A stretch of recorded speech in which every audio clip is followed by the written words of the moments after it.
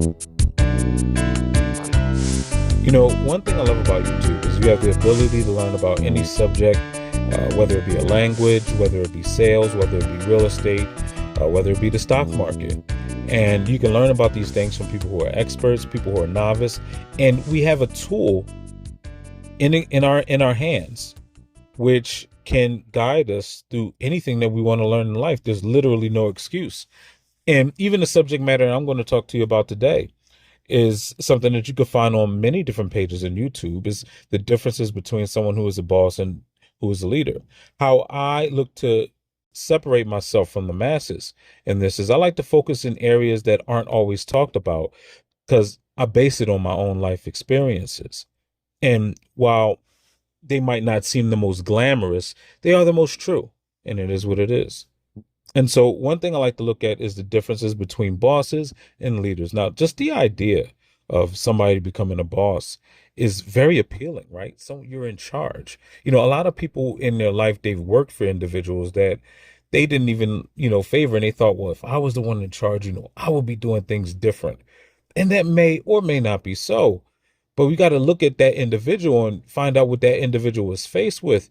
And then you got to ask yourself, based off of the things that this person is faced with, based off of the things that, they're doing, would I actually be able to make this decision?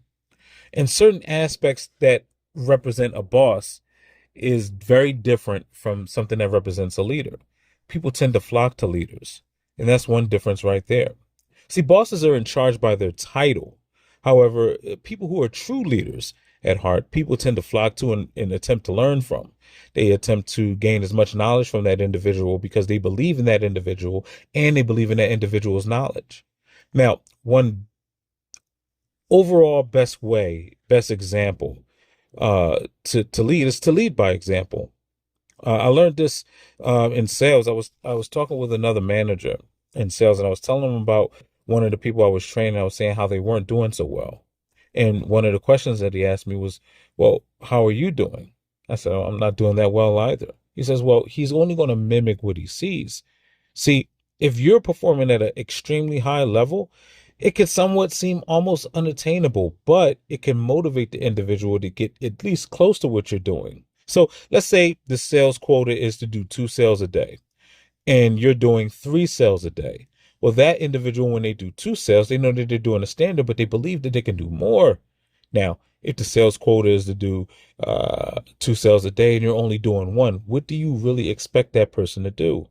Yes, it's well known in the realm of sales that an individual is only going to do about 80% of the bad that you do, and maybe about 25% or 20% of the good. So you got to perform that much better on a higher level.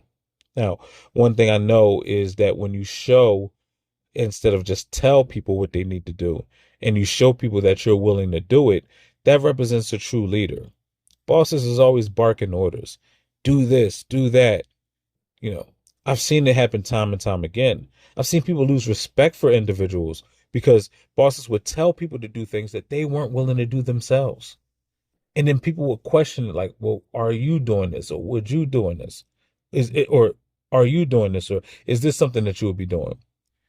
And it wasn't until these so-called bosses or managers would actually go out and do the thing that people would ultimately gain respect for the person. Yes, leading by example is the main way to get people to do what you need them to do because they know that you're willing to go through it. How can you tell somebody else to do something that you've never done? And it's unfortunate for those fields who hire managers from the outside to work inside because the people on the inside know that this manager doesn't know this business. It's impossible for this person to be a good performer regardless of how they performed elsewhere. They don't know the struggle. And when you know the struggle, when you understand what it's like to go through all of that, then people really respect it. And people actually cheer for that individual that is that leader, that they want to be in a leadership position, that they are willing to work for. Now, I got to ask myself, if I'm a manager of a place or if I'm running an office of any kind, do the people that work for me or the people that work under me, do they desire to work for me or do they desire to get away from me? Are they rushing out of the building when it comes to, time to clock out? Or do they not mind spending a little more time because they know they can gain a lot more knowledge from you? And some of you might say, well, we don't have that type of job. We don't have that type of atmosphere.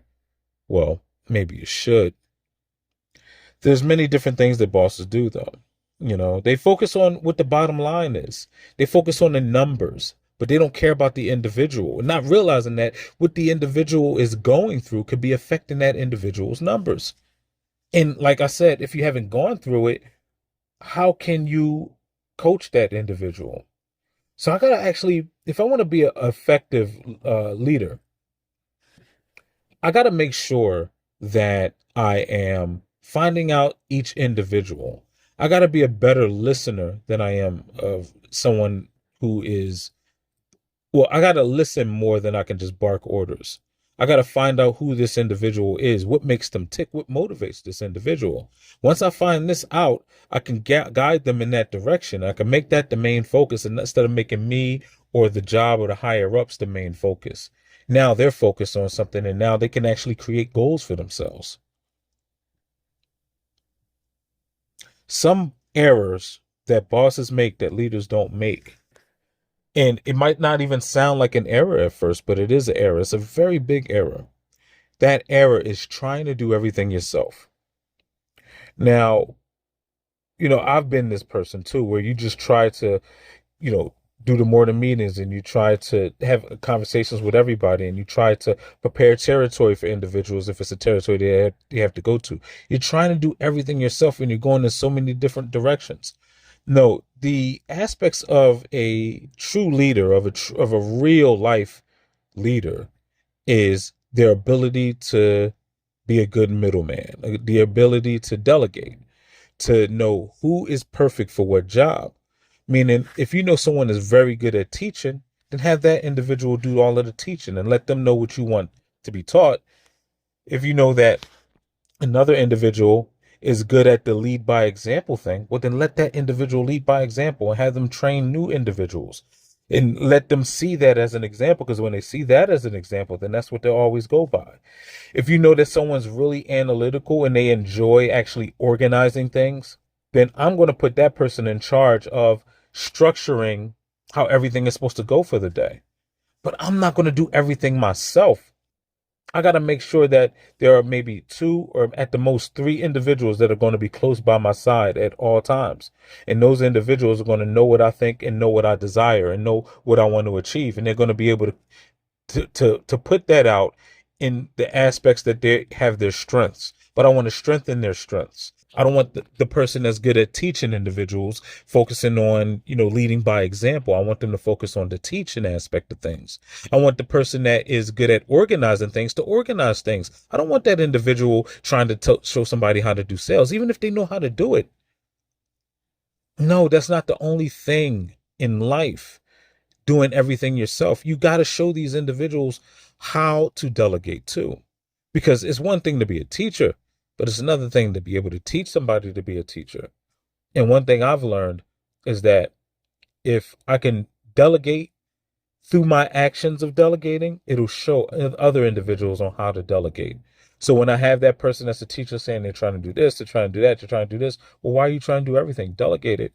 Like, you don't see me doing everything. Yeah, I know how to teach the same thing you're teaching, but I'm not doing it because I know that you're great at it. So find the people who are great at teaching on your team and have them do the teaching, and find the people who are great at organizing like Jill over here and have them organize like Jill, and develop a structure team wise. There's only but a certain number of people that you should be managing at one given time. And if you can manage about 2 to 3 people, and each of those individuals can manage about 2 or 3 people, well, then you can have a great team and you can be a great leader yourself.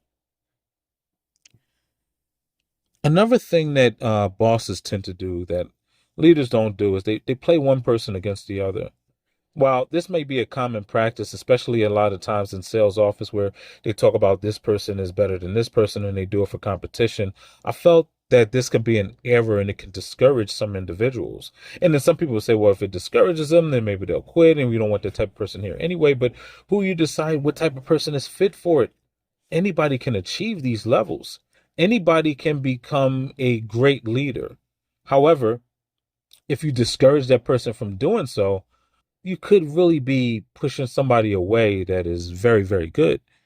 I don't want to do that. No, I want to put my focus on to, strengthen the people's strengths. I want to not worry about this person being better than this person. No, I want you to be better than what you've been before. So if your best is doing sales, and let's say we're doing sales, and your best is doing 8 sales a week, I want you to be better than that. Don't try to be like Johnny over there and do 15.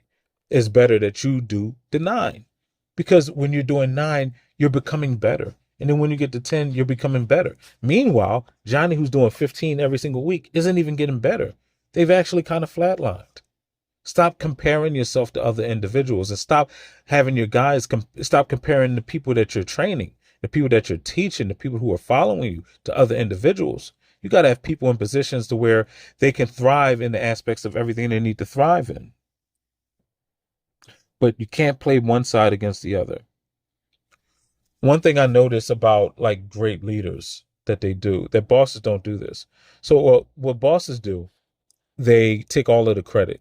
Doesn't matter what happens, they're the reasons why things are going great.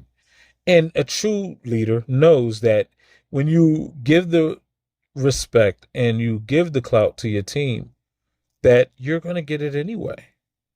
Like, all I have to do is put my focus into who's doing what best. So give credit where credit is due.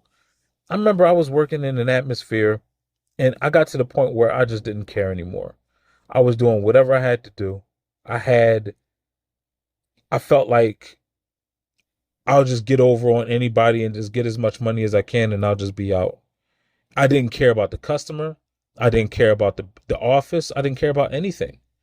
And then out of nowhere, this woman who was running an office, she said some kind words about me, something that no one has ever did. And especially as a man coming from a woman, it feels great. But it felt really great because it was like, man, I didn't even know that you looked at me in such high regard. I was just going through the motions after a while because I didn't think that anybody cared. I was at the point where I didn't even, care about the job anymore, because I didn't think that I was even being appreciated. And then when I got those kind words that were spoken about me, like, wow, I guess, like, had I not done that, I wouldn't have inspired this woman who's higher up than I am. That feels good. Learn how to give credit to people and stop, harboring that, because it's like there's so much that people are going through that you might not know about, that people might not be talking about. Learn how to give credit where credit is due. And at the end of the day, in a nutshell, as a boss, they always try to threaten people's jobs, and threaten people with fear of this happening and that happening. Eventually, person throws their hands up and they say, I don't care. I don't care. Do whatever you have to do. And then they wind up quitting or getting fired. And you lost what could have been a good person. I can't believe that. I've been in different sales offices. I've been in different offices doing collections and things of that nature, telemarketing. And one thing I noticed, like, people don't start off unmotivated. Not all the time. Most people start off very motivated, and it's a boss that makes the person less motivated because they don't have a leader, someone to actually guide them. If I'm going to be a leader in anything that I do, I got to make sure that the individuals that I'm talking to, that I'm helping, and that I'm guiding them into the right direction that's going to help benefit them in life, whether they're in this business that they're in or whether they go into another business. If they become a better person, then I've done everything I've needed to do. And these are the things that I wanted to talk to you guys about today. If you have any other questions, concerns, or funny stories, anything like that, feel free to put it in the comments. If you like what I have to say, hit the thumbs up button. If you dislike, make sure you type dislike and make sure you subscribe. And may everyone have a good morning, a good afternoon, and a good evening.